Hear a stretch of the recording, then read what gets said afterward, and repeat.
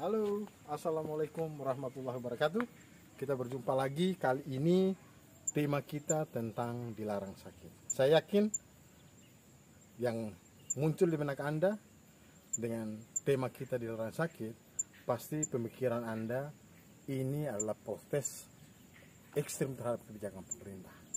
Apalagi yang udah pernah baca buku anak orang miskin dilarang sekolah atau orang miskin dilarang sakit. Tapi kali ini diskusi kita soal dilarang sakit adalah sebuah upaya-upaya kita untuk mencegah seseorang itu menjadi sakit. Karena jika Anda sakit, kenapa Anda dilarang sakit? Karena jika Anda sakit, selain merugikan Anda bisa membahayakan orang lain. Nah, kali ini dengan teori klasik Hendrik L. Bloom, saya ingin menyampaikan bahwa ada 4 faktor menyebabkan seseorang itu bisa terkena penyakit. Ada 4 faktor yang menyebabkan seseorang itu mempengaruhi status kesehatan seseorang. Yang pertama adalah faktor lingkungan. Faktor ini memegang peran yang cukup besar, 40%. Ada beberapa penyakit yang disebabkan oleh buruknya kondisi lingkungan. Misalnya penyakit diare, penyakit malaria, DBD, dan lain-lain. Nah, kali ini kita ngambil contoh soal penyakit malaria misalnya. Seseorang yang terkena malaria karena dia digigit oleh nyamuk Anopheles yang membawa plasmodium di dalamnya. Nah, bagaimana nyamuk itu bisa menggigit kita?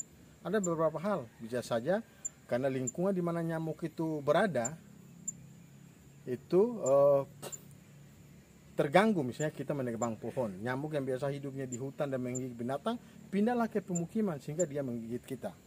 Atau kita membangun pemukiman di sekitar hutan yang menyebabkan kita bisa digigit oleh nyamuk. Atau lingkungan-lingkungan kita yang ada genangan-genangan airnya yang membuat potensi nyamuk bertelur, dan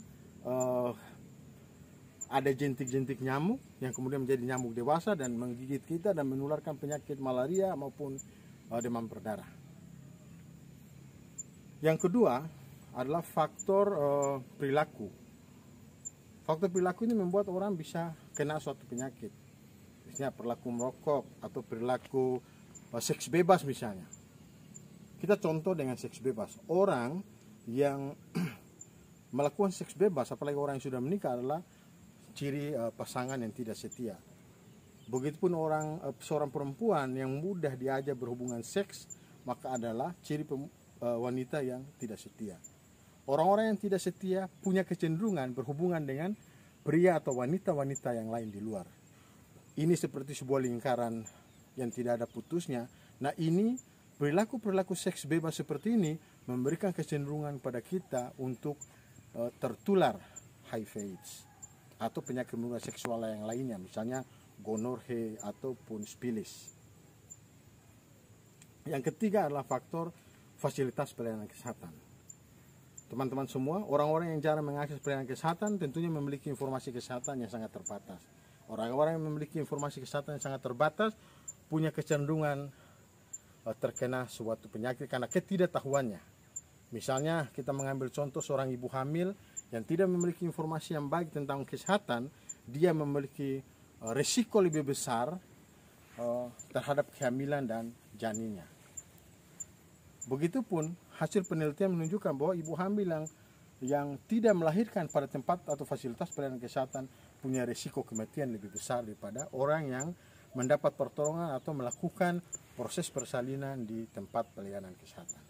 Yang terakhir, yang keempat adalah faktor genetik. Walaupun hanya 10%, memang faktor genetik ini tidak bisa diintervensi, tapi faktor genetik bisa dikendalikan.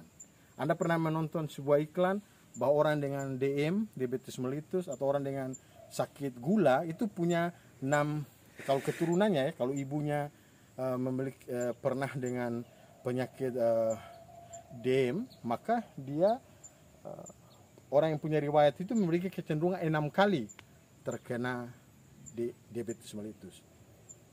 Sehingga faktor genetik itu bisa dikendalikan dengan apa? Berolahraga, mengurangi makanan yang tinggi karbohidrat. Terima kasih. Assalamualaikum warahmatullahi wabarakatuh. Kita jumpa lagi pada video-video selanjutnya.